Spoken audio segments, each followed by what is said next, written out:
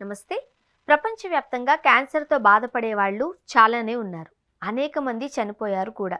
But ఇప్పుడు Russia 100% success రేట్‌తో క్యాన్సర్‌కి సంబంధించి వ్యాక్సిన్ కనుక్కున్నాము అని చెబుతూ ఉన్నారు. అసలు ఈ వ్యాక్సిన్ ఏంటి? ఎలా పనిచేస్తుంది? ఎవరు తీసుకోవచ్చు? వీటికి సంబంధించి మనతో మాట్లాడడానికి ప్రస్తుతం మనతో పాటు ఉన్నారు ప్రముఖ ఆంకాలజిస్ట్ డాక్టర్ మల్లిక్ సింగరాజు గారు. సార్ నమస్తే అండి. నమస్తే అమ్మ. సార్, ప్రస్తుతానికి ఈ క్యాన్సర్‌కి సంబంధించి రష్యా వాళ్ళు ఒక వ్యాక్సిన్ కనుక్కున్నాము అని చెబుతూ ఉన్నారు. 100% సక్సెస్ రేట్ ఉంది అని కూడా చెబుతూ ఉన్న నేపథ్యంలో మనకి తెలుసు క్యాన్సర్ అనేది ఎంతటి ప్రాణాంతకమైనదో. ఇప్పటివరకు ఎంతమంది ప్రపంచవ్యాప్తంగా చనిపోయారు. దాని నుంచి కోలుకున్నప్పటికీ కూడా రివర్స్‌లో వచ్చిన సందర్భాలున్నాయి. వాళ్ళ టైమ్ స్పాన్ ఏదైతే ఉందో అది తగ్గిపోయిన సందర్భాలు కూడా మనం చూస్తూ ఉన్నాం. బట్ ఇప్పుడు రష్యా 100% సక్సెస్ రేట్ చూపిస్తుంది వ్యాక్సిన్ అని చెబుతున్నారు కదా! ఆ వ్యాక్సిన్ గురించి ఒకసారి చెప్తారా? మనందరికీ తెలుసు, రష్యా వాళ్ళు రీసెంట్‌గా అనౌన్స్ చేశారు. ఒక ఎంటిరోమిక్స్ అని ఒక ఎంఆర్ఎన్ఏ వ్యాక్సిన్ తయారు చేశామని. అక్కడ national medical radiological research centre వాళ్ళు ఈ వ్యాక్సిన్ ముఖ్యంగా కోలోరెక్టల్ క్యాన్సర్స్ అంటే పెద్ద పేగుకు సంబంధించిన క్యాన్సర్స్ ట్రీట్మెంట్ కోసం తయారు చేయడం జరిగింది. అయితే వాళ్ళు 100% సక్సెస్ అని చెప్తున్నారు, కానీ ప్రస్తుతం అది ఇంకా ఫేజ్ 1 ట్రయల్స్ అంటే ప్రాథమిక స్టేజెస్‌లోనే ఉంది. ఓకే. ఇప్పుడు ఎంటరోమిక్స్ అంటున్నారు కదా సార్! అంటే ఏంటి ఈ వైరస్? అంటే మీరు ఆల్రెడీ ఇంతకుముందు కోవిడ్‌లో వినుంటాం. కోవిడ్-19 టైంలో కోవిడ్ వ్యాక్సిన్ అని వినుంటాం. ఈ ఎంఆర్ఎన్ఏ వైరస్ కూడా, అంటే ఇందులో 4 నాన్ పాథలాజికల్ వైరసెస్‌ని కలిపి సిమిలర్ అలాగే పనిచేసే ఒక వ్యాక్సిన్‌ని కనుక్కోవడం జరిగింది. ఇది 2 రకాలుగా పనిచేస్తుంది. ఒకటి డైరెక్ట్‌గా క్యాన్సర్ సెల్స్‌ని చంపడం ఒకటి. ఇంకొకటి ఆ పర్టిక్యులర్ దీన్ని పర్సనలైజ్డ్ క్యాన్సర్ వ్యాక్సిన్ అని అంటున్నారు. మీరు వినే ఉంటారు, వ్యాక్సిన్‌లో పర్సనలైజ్డ్ క్యాన్సర్ ఏముంటుంది అని అంటే, ఆ పర్టిక్యులర్ క్యాన్సర్ సంబంధించిన జెనెటిక్ ప్రొఫైల్‌ని ఆల్రెడీ ఈ వ్యాక్సిన్‌కి ఎక్స్‌పోజ్ చేయడం జరుగుతుంది. సో, మన శరీరంలోకి ఎంటర్ అయిన తర్వాత, ఆ వ్యాక్సిన్ శరీరంలోకి ఇచ్చిన తర్వాత, అది ఆ పర్టిక్యులర్ క్యాన్సర్ జెనెటిక్ ప్రొఫైల్‌ని ఐడెంటిఫై చేసి, మన శరీరాన్ని అంటే మన బాడీలో ఇమ్యూన్ రెస్పాన్స్‌ని ఎన్హాన్స్ చేస్తుంది. అంటే మన శరీరంలోని కణాలు అంటే వ్యాధి నిరోధక శక్తి టీ సెల్స్ అంటారు. వాటిల్ని ఎన్హాన్స్ చేసి వాటిని ఎక్కువ ప్రొడ్యూస్ చేసి, అంటే CD4, CD8 సెల్స్ అని ఉంటాయి. ఆ సెల్స్‌ని ఇంక్రీజ్ చేసి మన శరీరంలో ఇమ్యూనిటీతోనే వ్యాధిని క్యూర్ చేసే వ్యాధిని ప్రారద్రోలే ఒక ప్రక్రియని వీళ్ళు కనుగొన్నారనమాట. ఓకే. ఇప్పుడు ఇంతకుముందు మీరన్నట్టు ఈ ఈ వ్యాక్సిన్‌కి సంబంధించి ఏదైతే ఉందో దాన్ని కోవిడ్-19లో కూడా యూజ్ చేశారు అంటున్నారు. నిజమేనా అండి? అంటే similar virus, exact same vaccine కాదు. అది సిమిలర్ మోడల్‌లో పనిచేస్తుంది. ఓకే. ఇప్పుడు దీన్ని ఎంఆర్ఎన్ఏ అంటున్నారు కదా! ఎట్లా ఎట్లా అంటే దీని గురించి మీరేం చెప్తారు సార్? అదే ఎంఆర్ఎన్ఏ అంటే పర్టిక్యులర్‌గా ఒక కణం, అంటే మన ఆ వైరస్‌లో ఉన్న ఒక పర్టిక్యులర్ కణాన్ని తీసుకొని దాన్ని డెవలప్ చేసి, దాన్ని ఈ వ్యాధి యొక్క జెనెటిక్ ప్రొఫైల్‌కి సెన్సిటైజ్ చేస్తారనమాట.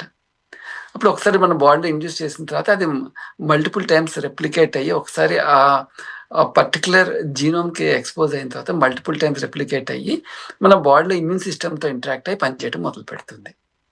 అంటే ఎటువంటి రకం అంటే ఎటువంటి బాడీకైనా ఇది సూటబుల్ అవుతుందా? మనం క్యాన్సర్స్‌లో చాలా రకాలు చూస్తూ ఉంటాం కదా!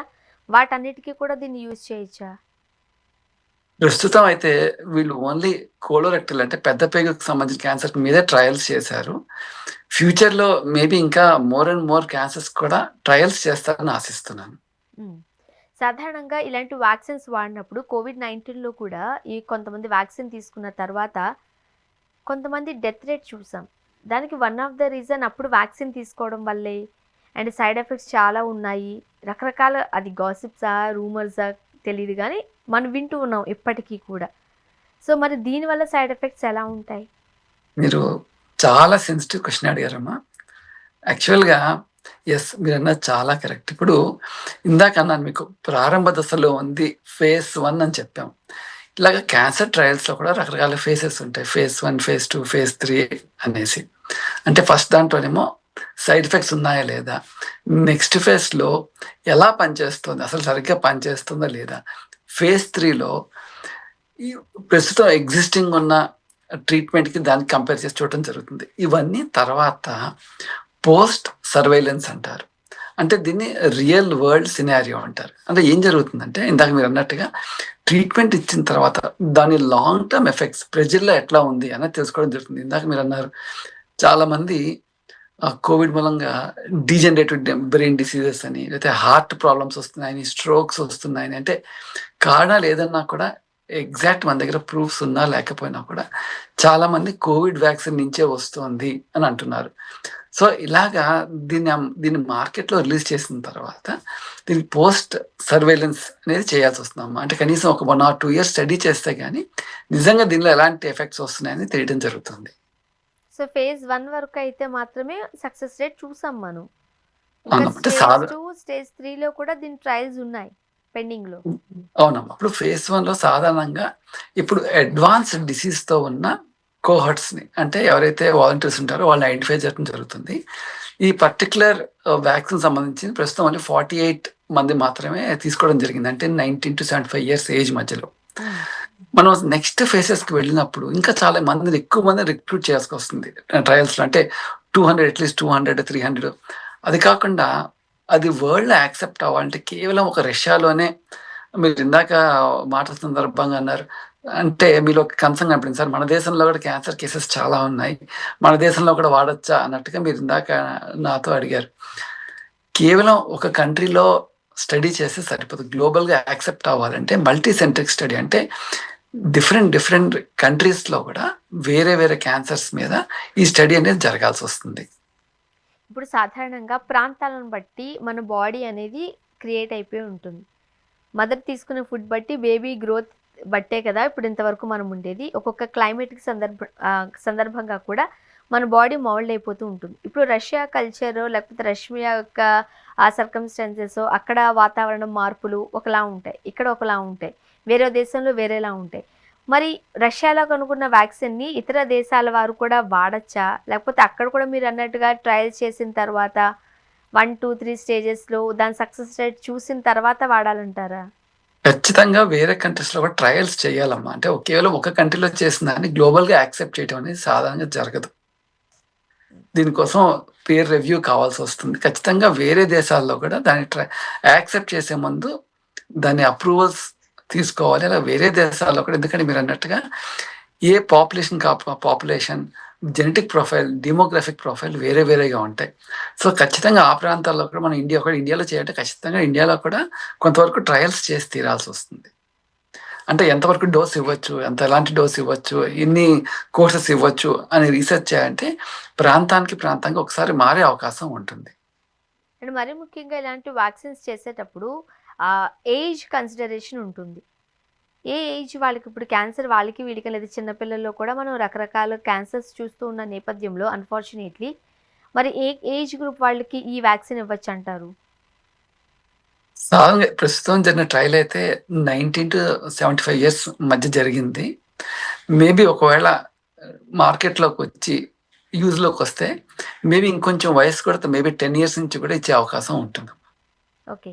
ఇప్పుడు మనం క్యాన్సర్లో కూడా స్టేజెస్ చూస్తూ ఉంటాం కదా సార్. ఇప్పుడు స్టేజ్ 1, స్టేజ్ 2 ఇట్లా ఉన్నప్పుడు మనం తొందరలోనే, అంటే ప్రారంభ దశలోనే గుర్తించినట్లయితే కంప్లీట్ క్యూర్ చేసిన సందర్భాలు కూడా మన డాక్టర్స్ దగ్గర చూస్తూ ఉన్నాం. ఒకవేళ అది కాస్త క్రాస్ అయిపోయింది ఆ స్టేజ్ అంటే ఇబ్బందికరమైన పరిస్థితుల్లోకి వెళుతూ ఉంటుంది. మరి ఈ వ్యాక్సిన్ని ఏ స్టేజ్లో ఉన్న వాళ్ళు తీసుకోవచ్చు? ప్రస్తుతం అయితే ఓన్లీ అడ్వాన్స్డ్ కేసెస్లో ఇవ్వటం జరిగింది ఈ ట్రయల్ అనేది. ఒకసారి కనుక ఈ ట్రయల్ మెడిసిన్ యాక్సెప్ట్ అయ్యి యూజ్ చేయడం జరిగితే మేబీ ఇంకొంచెం ఎర్లీ స్టేజెస్లో కూడా ఇచ్చే అవకాశం ఉంటుంది. మేబీ 2nd, 3rd స్టేజ్లో కూడా ఇచ్చే అవకాశం ఉంటుంది. ఇప్పుడు మనకి క్యాన్సర్ అంటే ఫస్ట్ మందులు, తర్వాత కీమోథెరపీకి వెళ్తారు, రేడియేషన్కి వెళుతూ ఉంటారు. ఇవే ఎక్కువగా మనం క్యాన్సర్లో చూస్తూ ఉంటాం ట్రీట్మెంట్లో. మరి ఈ వ్యాక్సిన్కి ఈ ట్రీట్మెంట్స్కి ఉన్న ఆ డిఫరెన్స్ ఏంటంటారు? అంటే కీమో చేయించుకుంటూనో రేడియేషన్కి వెళుతూ ఉండే వాళ్ళు కూడా వ్యాక్సిన్ తీసుకోవచ్చా? అదే వ్యాక్సిన్ తీసుకున్న వాళ్ళు కీమోకి రేడియేషన్కి వెళ్ళక్కర్లేదా? ప్రస్తుతం జరిగిన ట్రయల్లో మాత్రం ఆల్రెడీ ఇంతకుముందు కీమోథెరపీ, రేడియేషన్ థెరపీ తీసుకున్న వాళ్ళకి ఇవ్వటం జరిగింది. సో రేడియేషన్ అంటే ఆ ఓన్ పర్టికులర్ ఒక పార్ట్లో ఇస్తారు. అలాగే కీమోథెరపీ అంటే జనరలైజ్ బాడీ మొత్తం కూడా ఇంజెక్షన్స్ ద్వారా ఇవ్వటం జరుగుతుంది. ఒక సెలైన్‌లో పెట్టి ఇవ్వటం జరుగుతూ ఉంటుంది. అందులో కేవలం క్యాన్సర్ కణాలే కాకుండా నార్మల్ కణాలు, యాక్టివ్‌గా ఉండే నార్మల్ కణాలు కూడా చనిపోవటం జరుగుతూ ఉంటుంది. కానీ ఈ వ్యాక్సిన్ ద్వారా ఓన్లీ క్యాన్సర్ సెల్స్ మాత్రమే టార్గెట్ చేయటం జరుగుతుంది. సో దీని ఒక విధంగా ఇమ్యునోథెరపీ అని కూడా చెప్పుకోవచ్చు. దీన్ని రేడియేషన్ లేదా కీమోథెరపీతో పాటు కూడా ఇవ్వచ్చు. ఇవ్వచ్చమ్మ. దాంతో పాటు కూడా ఇవ్వచ్చు. ఓకే. ఇప్పుడు కొంతమంది పేషెంట్స్ మనం చూస్తూ ఉంటాం సార్. బీపీ ఉంటది, షుగర్ ఉంటుంది. డిఫరెంట్ డిసీజెస్‌తో క్రానికల్‌గా వాళ్ళు ఇబ్బంది పడుతూ ఉంటారు. వాళ్ళని కొన్ని రకాల వ్యాక్సిన్స్, ఇది నేను కోవిడ్-19ని ఎగ్జాంపుల్‌గా తీసుకొని చెప్తున్నాను. సో, ఆ టైంలో వీళ్ళు తీసుకోకపోవడం బెటర్ అనేది కూడా మనం వింటూ ఉన్నాం. క్రానికల్ డిసీజ్‌తో బాధపడేవాళ్ళు. అంటే దాని ఎఫెక్ట్‌ని బాడీ తట్టుకోగలదో లేదో కొంతమందిలో తెలీదు అని. మరి ఈ వ్యాక్సిన్ కూడా అట్లా ఏమైనా ఉంటుందా? ఇంకా దాని గురించి స్టడీ చేయాల్సి ఉందమ్మా. యాక్చువల్లీ ప్రస్తుతం ఇవాళ రోజు మీరు అడిగితే ఎవరైనా తీసుకోవచ్చు. కానీ గోయింగ్ ఫార్వర్డ్ మేబీ మనకి కాంట్రా ఇండికేషన్స్ అనేవి ఇంకా క్లియర్‌గా బయటపడతాయి మనకి. ఓకే. ఇప్పుడు మేల్, ఫీమేల్ ఇలా రకరకాల క్యాన్సర్స్ ఇవన్నీ వచ్చినప్పుడు డిఫైన్ చేసేటప్పుడు ఎట్లా కన్సిడర్ చేస్తారు సార్ మీరు? అంటే ఈ వ్యాక్సిన్ ఎవరికి ఇవ్వచ్చా? ఇవ్వకూడదనమ్మా అట్లాగా? అవును. ఇది ఎవరికైనా ఇవ్వచ్చమ్మా. Across the gender and age ఇది ఎవరికన్నా ఇవ్వచ్చు. ఓకే. కాకపోతే ఫ్యూచర్‌లో ఇంకా ప్రస్తుతం ఇది ఓన్లీ కొలోరెక్టల్ క్యాన్సర్స్ మీదే స్టడీ జరిగింది. సో ఫ్యూచర్‌లో వేరే క్యాన్సర్స్ మీద స్టడీ జరిగినప్పుడు ఖచ్చితంగా అందరికీ ఇచ్చే అవకాశం ఉంటుంది. ముఖ్యంగా ఈ వ్యాక్సిన్ తీసుకునేటప్పుడు మనం ఎలాంటి జాగ్రత్తలు తీసుకోవాలంటారు పేషెంట్? సాధారణంగా ఇలాంటి వ్యాక్సిన్స్ ఇచ్చినప్పుడు కొంచెం ఇమ్యూన్ స్టేటస్ అనేది చూసుకుంటూ ఉంటారు. అంటే బాగా ఇమ్యూన్ కాంప్రమైజ్ అయిన వాళ్ళు ఒక్కసారి ఆ వ్యాక్సిన్స్ మూలంగా ఇబ్బంది ఎదుర్కొనే అవకాశం ఉంటుంది. ఓకే. సో, అంటే కొంతమంది క్యాన్సర్ బాధపడే వాళ్ళు మనం చూస్తూ ఉంటాం. హెయిర్ అంతా ఊడిపోతుంది. అండ్ ఏదైనా పర్టిక్యులర్ పార్ట్‌లో క్యాన్సర్ వచ్చినప్పుడు అక్కడ డిఫరెన్స్ మనం క్లియర్ కట్‌గా చూస్తూ ఉంటాము. ఆ టైంలో ఈ వ్యాక్సిన్‌కి సంబంధించి ప్రభావం ఎట్లా ఉంటుందంటారు? అంటే సాధారణంగా క్యాన్సర్ నుంచి ఇలా హెయిర్ ఫాల్, అట్లా బ్లడ్ కౌంట్ తగ్గిపోవటం, అట్లాంటి సైడ్ ఎఫెక్ట్స్ అయితే సాధారణంగా ఉండవండి. ఓకే. ఓన్లీ థింగ్ మనం దీని మీద చూడాల్సిందల్లా ఇందాక మీరు అడిగినట్టుగా కోవిడ్‌లో జరిగినట్టుగా లాంగ్ టర్మ్ ఎఫెక్ట్స్ ఏమైనా ఉన్నాయని మాత్రం మనకి రాబోయే రోజుల్లో తెలుస్తుంది మనకి. ఇప్పుడు దీంట్లో కూడా డోస్ 1, డోస్ 2 అని అట్లనే తీసుకోవచ్చా? ఎంత టైంలో తీసుకోవాలి ఆ కంపల్సరీగా? ఇన్ఫర్మేషన్ ఇంకా మన దగ్గర లేదండి. ఓకే. సో, టైం పడతదంటారు. ఇంకా టైం పడుతుంది. కంప్లీట్ మొత్తం అన్ని అప్రూవల్స్ వచ్చిన తర్వాత క్లియర్ కట్‌గా మనకు ఒక గైడ్‌లైన్స్ అనేది వస్తాయి. అంటే ఓన్లీ గవర్నమెంట్ మాత్రమే సక్సెస్ రేట్ గురించి బయటికి చెప్పారు గానీ, దానికి సంబంధించిన పర్మిషన్స్ ఇంకా రాలేదు అంటున్నారు. నిజమేనా? ఇంకా రష్యన్ మినిస్ట్రీ నుంచి అవునండి. ఇంకా రష్యన్ మినిస్ట్రీ, హెల్త్ మినిస్ట్రీ నుంచి ఇంకా అప్రూవల్స్ రాలేదు దానికి. ఓకే. ఎప్పటి వరకు వచ్చే ఛాన్సెస్ ఉన్నాయంటారు? మేబీ నెక్స్ట్ 6-8 మంత్స్ పట్టొచ్చు. కానీ ఓకే. అట్‌లీస్ట్ ఒక 1, 1 ½ ఇయర్ అయితే పడుతుందండి. సో, అక్కడే మనకు 1, 1½ ఇయర్ పడితే మన ఇండియాకి వచ్చేదెప్పుడు? మన దగ్గర ఉన్న పేషెంట్స్ ఈ వ్యాక్సిన్ తీసుకునేది ఎప్పుడంటారు? అట్‌లీస్ట్ ఒక 1 ½ 2 ఇయర్స్ అయితే టైం పడుతుందమ్మా. ఓకే. సో, ఓవరాల్‌గా అంటే రష్యా ఈరోజు ఏదైతే ప్రపంచవ్యాప్తంగా క్యాన్సర్‌తో బాధపడే వాళ్ళకి ఒక గుడ్ న్యూస్ చెప్పడం జరిగిందో, దీని ఫలితాలు, ప్రయోజనాలు నెక్స్ట్ జనరేషన్‌కి ఎలా ఉండే అవకాశం ఉందంటారు? ఫైనల్‌గా ఏం చెప్తారు? ఖచ్చితంగా ఒకవేళ ఈ వ్యాక్సిన్ గనుక సక్సెస్ అయితే రాబోయే తరం ఇందాక మీరు నాకు అర్థమైంది. ఇందాక మీరు ఎంతసేపు మన ఇండియాకి ఎప్పుడొస్తుంది? మన ఇండియాలో ఎప్పుడు యూజ్ చేస్తాం అన్న ఒక కన్సర్న్ కనపడింది. ఖచ్చితంగా ఇండియాలో రోజు రోజుకి క్యాన్సర్ సంఖ్య పెరుగుతోంది. మీరు ఇందాక కోలోరెక్టల్ క్యాన్సర్ చెప్తే ఇండియాలో almost one of the 6th most common in India. అలాగే రకరకాల క్యాన్సర్స్ పెరుగుతున్నాయి. Breast cancer, cervical cancer, head and neck cancers. So వీటన్నిటిలో కూడా వాడే అవకాశం ఉంది. సో ఖచ్చితంగా క్యూర్‌కి ఇంకొక డోర్ ఓపెన్ చేస్తున్నాం మనం. ఖచ్చితంగా మనం ఆల్రెడీ ఎగ్జిస్టింగ్‌లో ఉన్న టార్గెటెడ్ థెరపీ, కీమోథెరపీ వీటితో పాటు ఖచ్చితంగా ఈ వ్యాక్సిన్స్‌ని కూడా వాడే అవకాశం ఉంది. అలాగే సక్సెస్ రేట్‌ని కూడా పెంచే అవకాశం చాలా ఉంది. ఇప్పుడు మన దగ్గర కూడా ఇలాంటి ట్రయల్స్ ఏమైనా జరుగుతున్నాయా సార్? ప్రస్తుతం అయితే కొన్ని జరుగుతున్నాయమ్మా. ఇంకా వాటి రిజల్ట్స్ రావాల్సింది. సాధారణంగా మీ డాక్టర్స్‌కి తెలిసిపోతూ ఉంటుంది. దేని మీద రిసర్చ్ చేస్తున్నారు, ఎలా చేస్తున్నారని. రష్యా ఆల్రెడీ 100% సక్సెస్ రేట్ అని చెబుతూ ఉన్నారు కాబట్టి, మన ఇండియాలో మన సైంటిస్టులు కావచ్చు, మన డాక్టర్స్ కావచ్చు ఎలా ఫార్వర్డ్ అవుతున్నారు? లేదమ్మా. కాన్స్టెంట్‌గా మనం కూడా ఈ అన్వేషణలో ఉన్నాం. ఈ వ్యాక్సిన్స్ డెవలప్‌మెంట్‌లో, డ్రగ్ డెవలప్‌మెంట్‌లో ఇండియా కూడా ఎక్కడ వెనకబడలేదు. కానీ ఇంకా కొంచెం రిజల్ట్స్ రావాల్సింది ఉంది. ఒకసారి వచ్చాక ఖచ్చితంగా అనౌన్స్‌మెంట్ అనేది వస్తుంది. డబ్ల్యూహెచ్ఓ నుంచి కూడా మనకేమైనా పర్మిషన్స్ ఆర్ అంటే వాళ్ళేమైనా ధృవీకరించాల్సిన అవసరం ఇవన్నీ ఉంటాయండి? ఎలా ఉంటాయి రూల్స్ అండ్ ఉంటుందమ్మా. రెగ్యులేషన్స్? ఏదన్నా ఒక డ్రగ్ కనిపెట్టిన తర్వాత దాన్ని గ్లోబల్ పీర్ రివ్యూ అనేది జరుగుతుంది. మొత్తం డిఫరెంట్ కంట్రీస్‌లో గూడా వీళ్ళు ఎలాంటి పేషెంట్స్ మీద వాడారు, మందు ఎట్లా వాడారు, సైడ్ ఎఫెక్ట్స్ ఎట్లా ఉన్నాయని మొత్తం మీకు ఎఫ్‌డీఏ గాని అలా డిఫరెంట్ డిఫరెంట్ ప్రతి కంట్రీలో ఏ కంట్రీకి ఆ కంట్రీ రెగ్యులేటరీ బోర్డ్ ఉంటుంది. అది కాకుండా పర్టిక్యులర్‌గా డబ్ల్యూహెచ్ఓ అని కాదు గానీ, ఏ కంట్రీకి ఆ కంట్రీ రెగ్యులేటరీ బోర్డ్ నుంచి అప్రూవల్స్ అనేది రావాలి. Okay sir. ఫైనల్‌గా ఈ క్యాన్సర్‌కి సంబంధించి ఈ ఏదైతే వ్యాక్సిన్ ఉందో దానివల్ల అందరికీ గుడ్ న్యూస్ అనే చెప్పాలి. మీరు ఈ మీన్ వైల్‌లో ఎలాంటి జాగ్రత్తలు తీసుకోవాలంటారు? క్యాన్సర్ పేషెంట్స్‌కి మీరిచ్చే భరోసా ఏంటి? ఏమంటారు? క్యాన్సర్ పేషెంట్స్ కంటే కూడా క్యాన్సర్ రాకుండా రెగ్యులర్‌గా క్యాన్సర్ స్క్రీనింగ్ అనేది ఖచ్చితంగా అందరూ చేసుకోవాలి. అబోవ్ 45 ఇయర్స్ అందరూ కూడా సర్వైకల్ క్యాన్సర్, బ్రెస్ట్ క్యాన్సర్ అలాగే జనరల్ హెల్త్ చెకప్ చేసుకుంటూ రెగ్యులర్ బాడీలో ఏమైనా సింప్టమ్స్ కనపడితే వెంటనే డాక్టర్ దగ్గరికి వెళ్ళి రెగ్యులర్‌గా క్యాన్సర్ స్క్రీనింగ్ అనేది చేసుకోవాలి.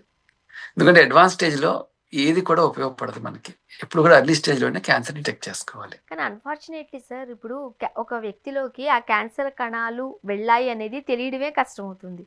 చాలామందికి లాస్ట్ స్టేజ్‌లో క్యాన్సర్ వచ్చింది అని అంటూ ఉంటారు. అప్పటి వరకు చాలా చలాకీగా ఉంటారు, ఆడుతూ ఉంటారు, పాడుతూ ఉంటారు. ఎలా మరి ఎట్లా గుర్తించాలంటారు? ఒకటమ్మా ఖచ్చితంగా సింప్టమ్స్ అనేవి మనకి బాడీ ఇస్తుంది. ఇవ్వకుండా ఉండదు.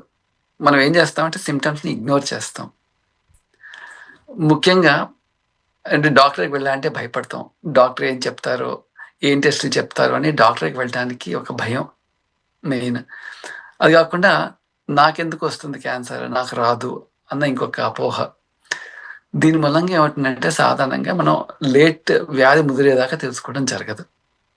సో బాడీలో ఎప్పుడైనా ఏదైనా చేంజ్ కనపడినప్పుడు వెంటనే డాక్టర్‌ని సంప్రదించాలి. ఇప్పుడు చాలామంది హెరిడిటరీగా మాత్రమే క్యాన్సర్ వస్తదేమో అనుకుంటున్నారు. అంటే మా తాతగారు, మా మా వాళ్ళకి ఎవరికీ క్యాన్సర్ లేదు కదా! నాకెందుకు వస్తది అనుకునే వాళ్ళు కూడా చాలామంది ఉన్నారు. కాదంటారా మీరు? అవునమ్మా. అంటే ఒకప్పుడు ఒక 20 ఇయర్స్ బ్యాక్ కేవలం స్మోకింగ్, డ్రింకింగ్, హెరిటరీ ఆ 2, 3 పదాలే వాడేవాళ్ళం. హ్మ్. కానీ ఇప్పుడు క్యాన్సర్ రావడానికి చాలా కారణాలున్నాయి. మెయిన్‌గా లైఫ్ స్టైల్ చేంజెస్. మీరు చూస్తున్న చాలామంది డ్రగ్స్‌కి అడిక్ట్ అవుతున్నారు. అలాగే ఎక్కువ స్ట్రెస్ తీసుకుంటున్నారు. Reduce sleep, psychological disturbances, pollution in the environment, మనం తినే ఫుడ్ ఇవన్నీ చాలా ఫ్యాక్టర్స్ ఉన్నాయి ఇప్పుడు. ముఖ్యంగా మీరు చూసే ఈ ఏజ్‌లో ఏ ఏజ్ గ్రూప్ వాళ్ళలో ఎక్కువగా క్యాన్సర్ చూస్తున్నారండి? ఒకప్పుడు మా దగ్గరికి మోర్ దెన్ 55, 60 ఇయర్స్ ఉన్నవాళ్ళు వస్తుండేవాళ్ళు క్యాన్సర్ పేషెంట్స్. కానీ ఇప్పుడు లాస్ట్ 5 ఇయర్స్‌లో 45 ఇయర్స్ కంటే తక్కువ ఏజ్ వాళ్ళు క్యాన్సర్‌తో డయాగ్నోస్ అవుతున్నారు. ఇది వెరీ అలార్మింగ్ సిట్యుయేషన్ మన కంట్రీలో. అందుకనే అందరూ కూడా హెల్తీ లైఫ్ స్టైల్‌ని అడాప్ట్ చేసుకోవాలి. ముఖ్యంగా చిన్న పిల్లల్లో రకరకాల కారణాలతో క్యాన్సర్ బారిన పడుతూ ఉన్నారంటున్నారు కదా! అసలు ఏ ఏ ఏ క్యాన్సర్ అంటే ఏ ఆర్గాన్‌కి సంబంధించి ఎక్కువగా మీరు చూస్తూ ఉన్నారు? ఫీమేల్స్‌లో వచ్చేసి మోస్ట్ కామన్ బ్రెస్ట్ క్యాన్సర్ అమ్మా. Breast cancer and cervical cancer. అలాగే మేల్స్‌లోకి వచ్చేసరికి most common head and neck cancer అంటే నోటికి, గొంతుకొచ్చే క్యాన్సర్. అలాగే లంగ్ క్యాన్సర్స్ చాలా కామన్‌గా వస్తున్నాయి. ఇప్పుడు మన చిన్న పిల్లల దగ్గర నుంచి పెద్దవాళ్ళ వరకు ఏదో రకమైన క్యాన్సర్‌ని చూస్తూనే ఉన్నాం కదా సార్! సో, ఇప్పుడు ట్రీట్మెంట్ ఎట్లా ఉంటుంది? ఇప్పుడు ఒకప్పుడుతో పోలిస్తే ట్రీట్మెంట్‌లో చాలా అడ్వాన్సెస్ అనేవి జరిగాయమ్మా. ఒకప్పుడు సర్జరీ అంటే కేవలం ఓపెన్ సర్జరీ అనేది ఉండేది. ఇప్పుడు సర్జరీలో కూడా చాలా అడ్వాన్సెస్ ఉన్నాయి. లాప్రోస్కోపిక్ సర్జరీ, ఈ మధ్య కాలంలో చూస్తున్న రోబోటిక్ సర్జరీ అంటే వీటి మూలంగా సైడ్ ఎఫెక్ట్స్ తక్కువ ఉండి మోస్ట్ డిఫికల్ట్ నాట్ యాక్సెసిబుల్ ఏరియాస్‌లో కూడా వెళ్లి సర్జరీ చేయడం జరుగుతుంది. బాడీలో డీప్‌గా ఉన్న స్ట్రక్చర్స్‌ని కూడా ఒకసారి రోబోటిక్ సర్జరీతో సక్సెస్‌ఫుల్‌గా చేయడం జరుగుతుంది. అలాగే డయాగ్నోస్టిక్స్‌లో కూడా చాలా రాడికల్ డెవలప్‌మెంట్ వచ్చింది. ఒకప్పుడు కేవలం ఎక్స్‌రే, అల్ట్రాసౌండ్ అనేవాళ్ళు. తర్వాత సీటీ స్కాన్స్ వచ్చాయి, ఎంఆర్ఐస్ వచ్చాయి. ఇప్పుడు పెట్ స్కాన్స్ వచ్చాయి. సో వీటి మూలంగా వ్యాధి స్టేజింగ్ అంటే ఎక్కడుంది, ఎక్కడ స్టార్ట్ అయింది, ఎక్కడ స్ప్రెడ్ అయింది అని స్టేజింగ్‌లో కూడా కరెక్ట్ డయాగ్నోసిస్ కూడా యూజ్ అవుతోంది. దీంతో పాటు మీరు ఇందాక అడిగారు కీమోథెరపీ గురించి. ఒకప్పుడు తీసిన కీమోథెరపీ ద్వారా చాలా సైడ్ ఎఫెక్ట్‌లు వచ్చేవి. జుట్టు ఊడిపోవటం, రక్తం తగ్గిపోవటం, వామిటింగ్స్ అవ్వటం, లూజ్ మోషన్స్ అవ్వటం, మొత్తం ఫేస్ అంతా నల్లగా అయిపోవటం, వేళ్ళు గోళ్ళంతా నల్లగా అయిపోవటం జరుగుతూ ఉండేది. కానీ ఇప్పుడు మన దగ్గర చాలా అడ్వాన్స్డ్ కీమోథెరపీ మెడిసిన్స్ ఉన్నాయి. దీని వల్ల లీస్ట్ సైడ్ ఎఫెక్ట్స్తో మంచి ట్రీట్మెంట్ ఇవ్వచ్చు. అలాగే ఇప్పుడు మన దగ్గర టార్గెటెడ్ థెరపీ, అలాగే ఇమ్యూనోథెరపీ అనే లేటెస్ట్ ట్రీట్మెంట్స్ కూడా వచ్చాయి. వీటి మూలంగా ఏమవుతుందంటే కేవలం వ్యాధి మీద టార్గెట్ చేసి చుట్టుపక్కల ఉన్న కణాలకి అంటే నార్మల్ సెల్స్కి లీస్ట్ సైడ్ ఎఫెక్ట్స్ ఇచ్చే మనకి పద్ధతులు ఇచ్చే ట్రీట్మెంట్స్ మనకి అవైలబుల్గా ఉన్నాయి. ఇక రేడియేషన్ థెరపీకి వస్తే ఒకప్పుడు రేడియేషన్ థెరపీ అనేది చాలా నాన్ స్పెసిఫిక్గా ఉండేది. అంటే వ్యాధితో పాటు చుట్టుపక్కల ఏరియా కూడా చాలా డ్యామేజ్ అవుతూ ఉండేది. కానీ ఇప్పుడు మన దగ్గర చాలా అడ్వాన్స్ థెరపీస్ ఉన్నాయి. అంటే IMRT, intensity moderated radiation, image guided radiation, అలాగే స్టీరియోటాక్టిక్ రేడియేషన్ అని రకరకాల అడ్వాన్స్మెంట్స్ ఉన్నాయి. వీటి మూలంగా కేవలం ఎక్కడైతే డిసీజ్ ఉందో ఓన్లీ ఆ డిసీజ్ని టార్గెట్ చేసి చుట్టుపక్కల ఉన్న నార్మల్ సెల్స్ని ప్రొటెక్ట్ చేయడం జరుగుతుంది. సో దీని మూలంగా ట్రీట్మెంట్ తర్వాత పేషెంట్ క్వాలిటీ ఆఫ్ లైఫ్ చాలా సిగ్నిఫికెంట్గా ఇంప్రూవ్ అవుతుంది. అండ్ ఒకసారి కీమో రేడియేషన్ చేయించుకున్నప్పటికీ ఒక 2-3 ఇయర్స్ తర్వాత ఆర్ 4-5 ఇయర్స్ గ్యాప్ తర్వాత మళ్ళీ క్యాన్సర్ సెల్స్ వచ్చే అవకాశం ఉంటుంది, బాడీలోకి ఎంటర్ అయ్యే అవకాశం ఉంది, అది మళ్ళీ అంటే తిరిగా వచ్చే అవకాశం ఉందని కూడా వింటూ ఉన్నాం. నిజమేనా అండి అది? ఇందులో మీకు ఒక ముఖ్యమైన పాయింట్ చెప్తానమ్మా. క్యాన్సర్ సెల్స్ బాడీలోకి ఎంటర్ అవ్వవమ్మా, బాడీలోనే ప్రొడ్యూస్ అవుతాయి. ఇంకా చాలా మందిలో ఈ అపోహ ఉంటుంది, క్యాన్సర్ సెల్స్ ఎక్కడి నుంచి వస్తున్నాయి, ఎక్కడి నుంచి రావు. క్యాన్సర్ సెల్స్ అని బాడీలో ఒక ఇంబ్యాలెన్స్ మూలంగా ప్రొడ్యూస్ చేస్తాయి. అంటే excess growth of cells. Cancer cells అంటే రోజు మనకి కొన్ని వేల సెల్స్ ప్రొడ్యూస్ అవుతూ ఉంటాయి, అలాగే కొన్ని వేల సెల్స్ డిస్ట్రాయ్ అయిపోతూ ఉంటాయి. అంటే అన్వాంటెడ్ సెల్స్ డిస్ట్రాయ్ అయిపోతూ ఉంటాయి.